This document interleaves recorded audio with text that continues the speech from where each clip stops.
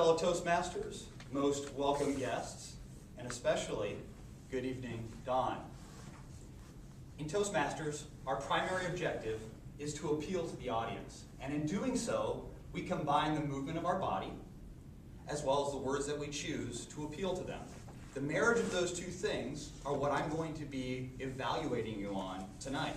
What I hope to be able to do is take that wonderful speech about the beach, take it from an A speech to an A+ speech. Let's start from the top. The very first thing that I look at when I look at a speech is how someone enters the room. Before you even utter the words, it's about how your body appears. Are you apprehensive? Are you nervous? Hopefully you're not telling that. I call that a speaker's tell, anytime that you can tell they're nervous. Can you tell I'm nervous? When you walked in tall and proud. However, I think I might have spotted your tell. When you walked in, your head was a little bit down.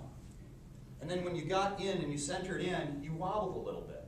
And I wasn't sure if that was your tell, but then as I looked at your speech throughout, I did see a little bit of this looking down and a little bit of this wobbling and a bit of pacing, which I think was more of your comfort zone. What I recommend when you walk in, before you even say anything, try to keep your chin above the level of the ground. What it tells people is right away, that's a man to be listened to, that man has confidence, there's no apprehension whatsoever. Just a little bit of a tip. It was excellently done. I just think that would even give it an A+. Moving into the introduction of the speech. February comes and I've had it. Loved it. That drew me in because I know that for me in February, I'd had it as well. And I could relate to you. You appealed to me that way, and it was very well done. The other thing that I really enjoyed is every bit of action, you demonstrated it. The sun cream on top of the head. Awesome. That's great. I could relate to that. I could see it. The other thing that you did is you brought us into the speech. Do you love to go to the beach, you asked?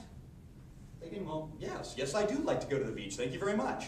I loved that. The organization of the body of the speech, excellent. You talked about surf fishing. You demonstrated it over here. What I would have liked to have seen is keep surf fishing here, move over here and talk about New Samara Beach so that I have spatial relation in the speech. And then you talked about the weather, how you had to wear pants. Maybe the weather is talked about back here. You have to raise your voice a little bit because now you're in the back of the room. One thing I did notice, this room does kind of suck in the sound a little bit. I was in the second row and I had a little bit of hard time hearing, just a little bit. Raise the volume just a little bit.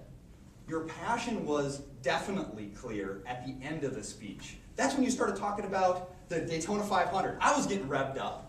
That's definitely what I call a crescendo. Your speech went from quiet to passionate right at the end. I could see that was the height of the energy of your speech. Very good job. You sucked me right in, and you told us the real reason why you love the beach. Very good job. A speech you should feel very proud about. Thank you very much.